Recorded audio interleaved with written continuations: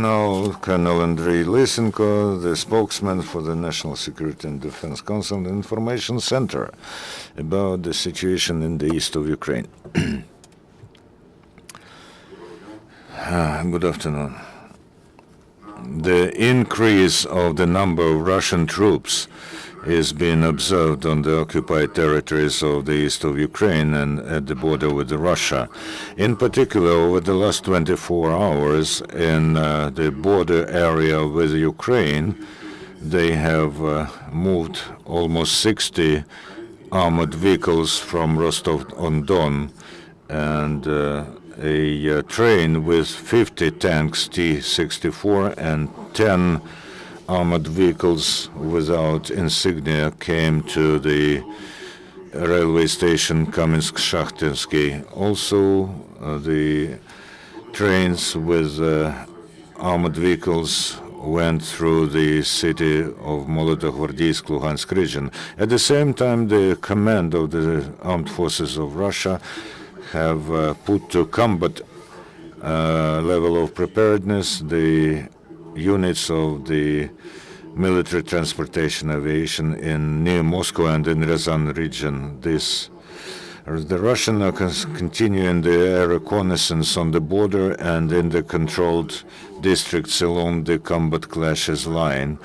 Over the last 24 hours, 6 drones and 1 helicopter were detected. The drones were used over Mariupol and over its outskirts.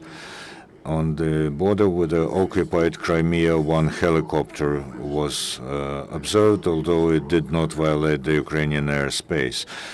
The intensity of shelling of the positions of the Ukrainian forces has not gone down.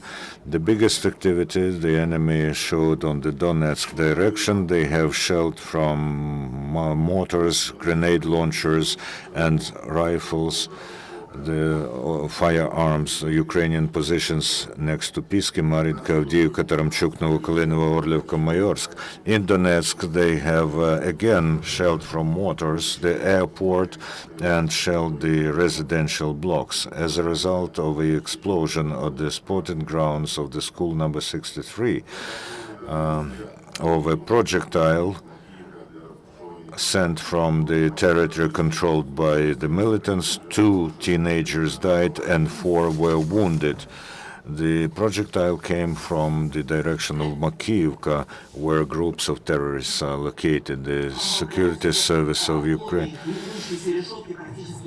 and nothing practically remained from the fence. 2 teenagers played football in this corner and both have died. Now we'll see the photo of this place.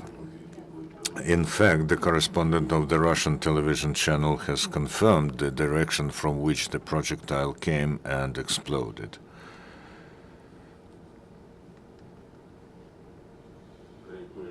The trajectory and the direction of the hit, and the direction from where the projectile came. The Russians, without suspecting that they reveal their own trap, showed this. On the Debaltsevo direction, the terrorists have shelled our positions from mortars and grenade launchers next to Debaltsevo, Leninske, Vuhlegirsk, Kamenka, Orlova, Ivanivka. On the parts of territory between Volnovakh and Mariupol, the militants have shelled from mortars, grenade launchers, and fired from small firearms the positions of anti-terrorist operation next to Starognatiivka, Novolaspa, Granitne, and Zamozhne. In the vicinity of Luhansk, from artillery and firearms, they have fired at our positions next to Vilkhove and Staroy Yerdar. On the Pervomaisk direction, they have hit our positions next to Chernukhina, Mius, Frumske, Krymske, Zolotogirske. In every case, when the armed forces of Ukraine have confirmed information about the location of terrorists, our artilleries fire in response. In particular, next to Volnovakh and Pisky, Two subversive groups of enemy were killed, and next to the settlement of Frunze, two mortar crews of terrorists were liquidated. Over the last 24 hours,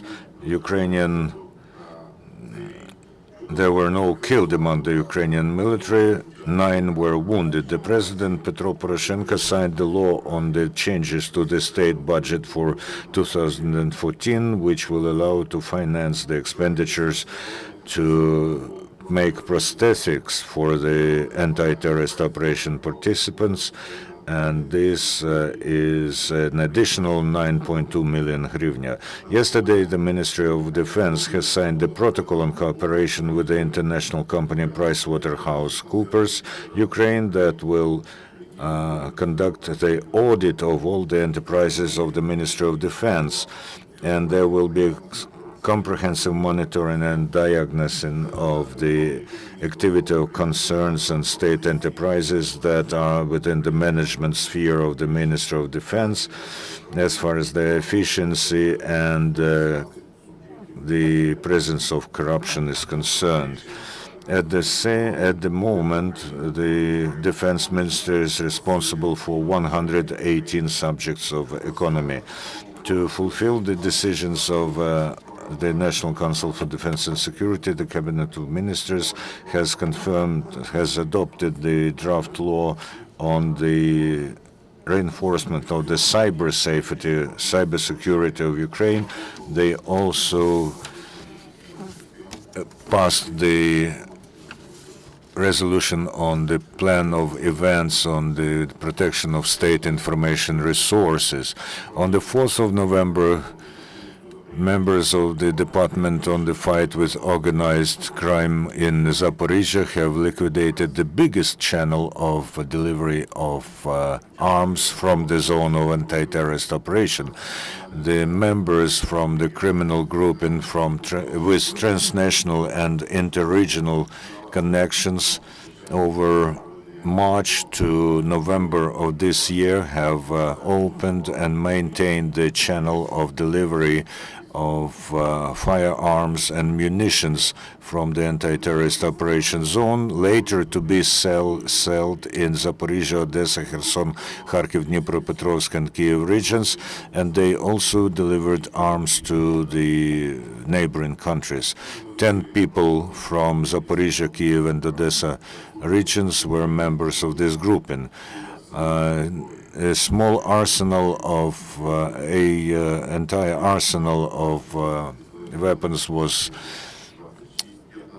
taken from them: 5 grenade launcher, 4 machine guns, 15 submachine guns, 15 rifles, several pistols, and 124 grenades.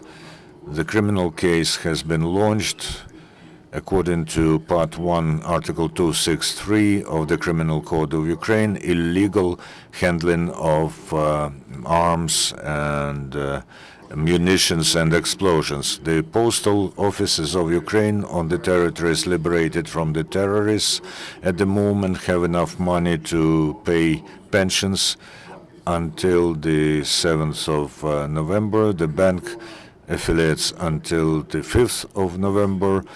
Pensions were financed to the tune of 2.4 billion hryvnia. At the moment, because of the combat actions in the east of Ukraine, pensions and financial help was paid in 22 districts and cities of Donetsk region and 15 in Luhansk region. At the same time, terrorists in the areas that they control in Donetsk region rob the ATMs and bank branches. Yesterday, the workers of the State's Service for Emergencies have delivered to Severodonetsk and Luhansk region another tranche of humanitarian assistance to provide for the first-rate needs of people. This amounted to 35 tons of cargo, pasta, condensed milk, children's food, and children's hygienic goods. At the moment, the unloading of cargo to depots is continuing. Later, the workers of the Luhansk state regional administration will disseminate this humanitarian aid among the population. As we already said, on the 4th of November, the State Emergency Service has delivered 47 tons of humanitarian help to Donbass.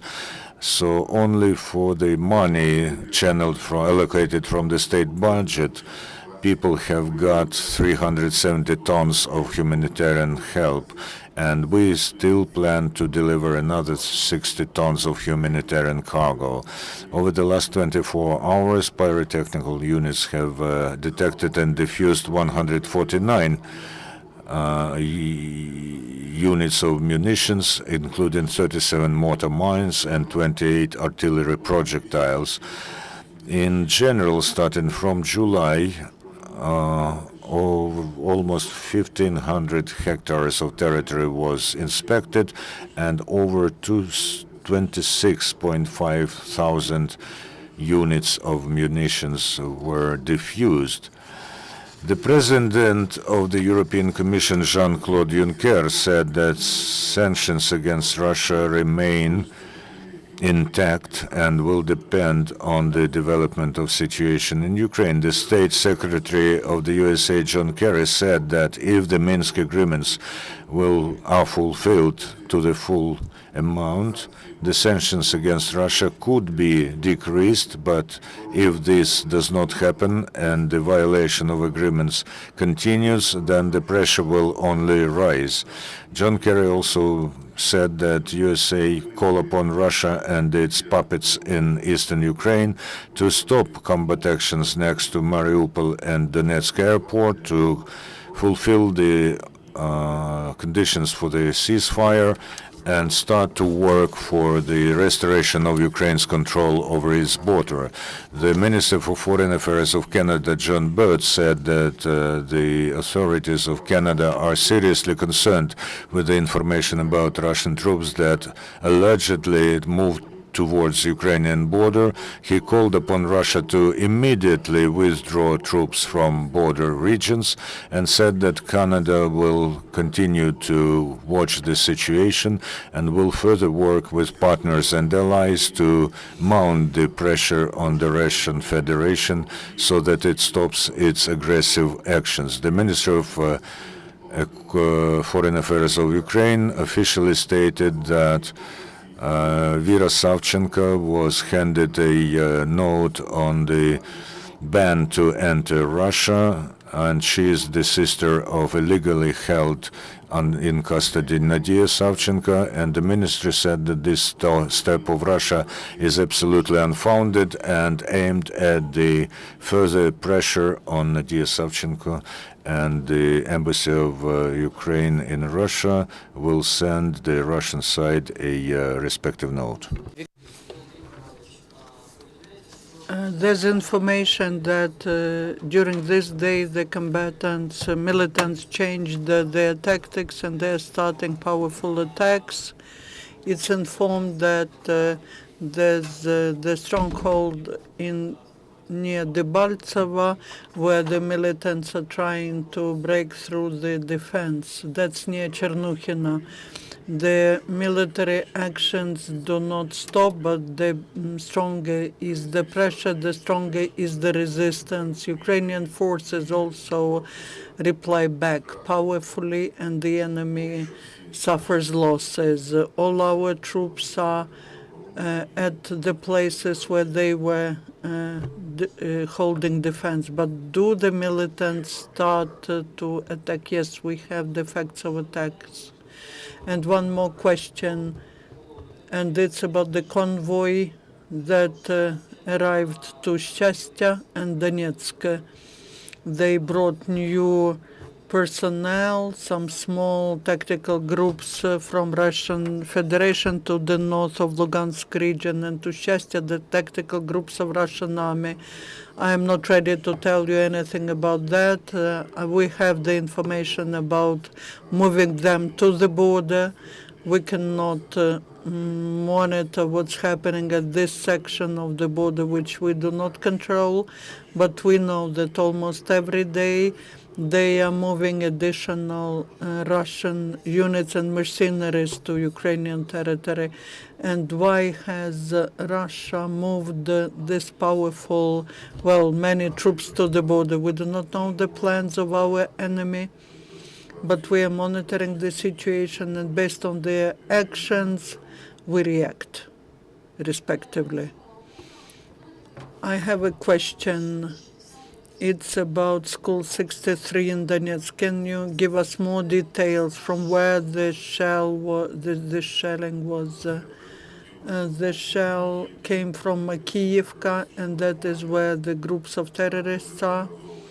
We have informed already that the terrorists were shelling the residential areas, and this way they're trying to show that this is done by Ukrainian troops, and by these provocations they want to make the local population start hating Ukrainians. But yesterday's event, Russians felt what it was, because previously, while they had this Russian group there, it was there, they were waiting, it was planned action. At least according to the preliminary information, we understand that. How many shells were there? Was there one shell? We are not ready to say. We are trying to investigate. I do not want to give you wrong information. Another question. Can you give more details? Why are you sure that these were Russian troops? Because of from where this shelling was.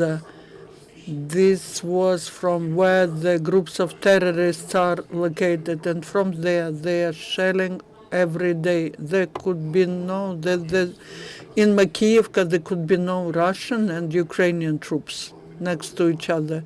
They're not having any competition there. Now talking about the weapons that you mentioned, who were these weapons sold to and how much of it is on the territory of Ukraine, that information is being investigated, and people who were detained are being interrogated, and they give information. But preliminary we said that it was sent to several regions of Ukraine. These are proven facts, and to neighboring countries. If so, that means that people were involved in business. Basically, they had access to such weapons. And now we are trying to clarify all the circumstances. I cannot give you any more information. There's information that Ukrainian military left the checkpoint near Mironivka, which is near Debaltseva. Can you deny or confirm? We don't have that information. Any other questions? Once you have no more questions, thank you. In the next briefing of